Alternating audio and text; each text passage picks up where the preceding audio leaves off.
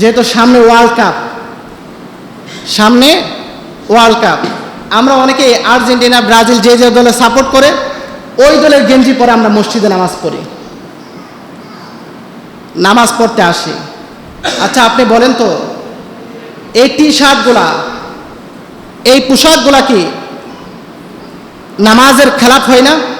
এটা কি নামাজের ভিতরে পড়ে?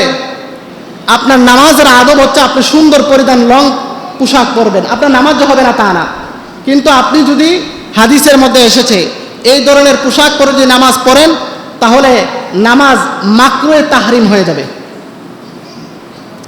মাকরুহে তাহরিম হয়ে যাবে, হারামের অন্তর্ভুক্ত হয়ে যাবে।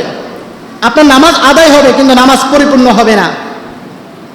আর আরেক হাদিসের মধ্যে আসছে যে অন্য দেশের চেয়ে নিজের দেশকে ভালোবাসা ইমানের অঙ্গ, অন্য দেশের চেয়ে নিজের দেশকে ভালোবাসা কি ইমানের অঙ্গ। বাংলাদেশের একটা পতাকা নাই, দেখি না পুরা পাড়া মিললে একটা বাংলাদেশের পতাকা পাওয়া যাবে, কিন্তু অন্য দলের পতাকা সুন্দর করে টানাই। আপনি তো অর্থ অপচয় করলেন, প্রথম নাম্বারে অপচয় করলেন, অপচয় করা শয়তানের বন্ধুর কাজ। আমি হারাম হালালের পরের বিষয় গেলাম। আপনি তো এখানে একটা অর্থ আপনি ব্যয় করছেন, অর্থ যে ব্যয় করলেন কোথায় ব্যয় করলেন এই অর্থের হিসাব আল্লাহর কাছে দিতে হবে।